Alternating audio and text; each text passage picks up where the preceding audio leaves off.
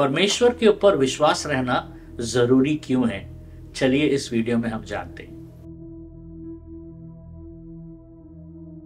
मैंने बहुत सारे वीडियोस बनाए जो अलग अलग टॉपिक्स के ऊपर है और उन सारे वीडियोस का लिंक्स नीचे डिस्क्रिप्शन में दिया गया है, जरूर उस लिंक्स में जाइएगा। परमेश्वर के ऊपर जो विश्वास है वो होता है कभी ना भटकने वाला, कभी ना हिलने वाला एक यकीन। और यकीन किस पर? यकीन उनके वाचाओं पर, यकीन उनके चरित्र यानी उनके कैरेक्टर पर, और सबसे जरूरी यकीन उनके सामर्थ्य पर। ये जो विश्वास है ये कोई मानसिक चीज नहीं है जो हमारे मनसा से या हमारे विचारों से उत्पन्न हो सकती है, लेकिन ये जो विश्वास है ये हमारे हृदय से उत्पन्न होती है, ये हमारे जीवन से उत्पन्न होती है।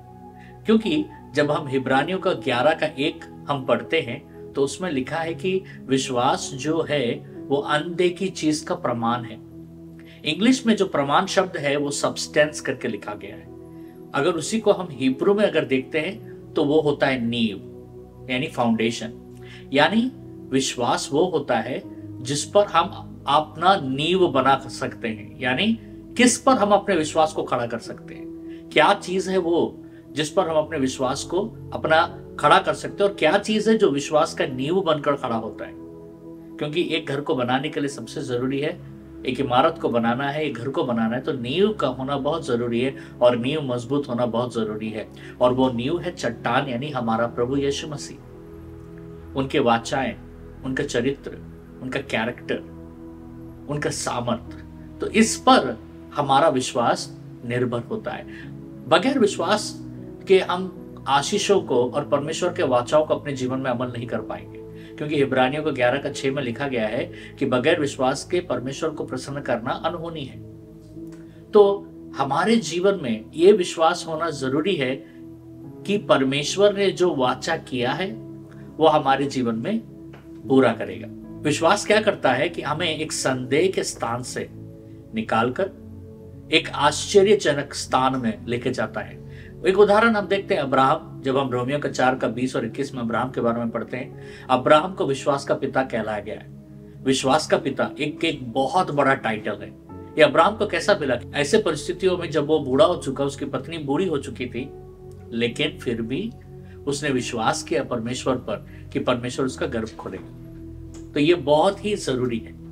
विश्वास क्या करता है? विश्वास हमें अपने संघर्षों से, अपने तकलीफों से बाहर निकालकर शांति में प्रवेश करने में हमारा मदद करता है। जब हम परमेश्वर पर यकीन करते हैं तकलीफ समयों में, याकूब का 1 अध्याय का 2 से 3 में लिखा गया है कि तकलीफ समय में उन तकलीफों को आनंद मानो। अरे भाई, आनंद कैसे मानेंगे जब हम तकलीफों से घिरे हुए हैं? तो ये तब मुमकिन है जब हमारा विश्वास दृढ़ रहेगा परमेश्वर के ऊपर। जब हमारे जीवन में तकलीफें आती हैं तो हम उसको आनंद में परिवर्तन विश्वास के द्वारा ही हम कर सकते हैं। विश्वास जो होता है कि परमेश्वर के सामर्थ्य को अपने जीवन में उंडेलना, लाना, अमल करना। मार्कुस का 11 अध्याय का 22 से लेकर 24 में अगर हम पढ़ते हैं तो प्रभु यीशु मसीह ने चेलों को एक बात कहा कि अगर तुम्हारे पास राई के बीज के उतना विश्वास है और तुम इस पहाड़ से कहोगे तो चले जाओ, हट जाओ, जाकर समुद्र में गिर जाओ, तो ये पहाड़ जाकर गिर जाएगा। ये जो बताया है प्रभु ने, ये उदाहरण लिया परमेश्वर ने उन हमारे जीवन में आने वाली संकटें जो उस पहाड़ की तरह है, जो घटिल बनकर है, जो हिल नहीं रही हैं, उन पहाड़ों को भी, उन समस्याओं को भी हम विश्वास के द्वारा हमारे जीवन से हिला सकते हैं और उसे दूर कर सकते हैं। या मैं ये भी कहूंगा, ऐसे जटिल और कठिन परिस्थितियों का सामना करने के लिए हमें विश्वास का जरूरत बहुत होता है।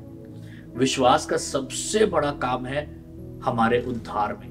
इफिसियन का 2 अध्याय का 8वें वचन में हम देखते हैं कि बगैर प्रभु यीशु मसीह पर विश्वास किए और उन्होंने जो क्रूस पर जो कार्य किया उस पर बगैर विश्वास किए हमें उद्धार नहीं मिलेगा।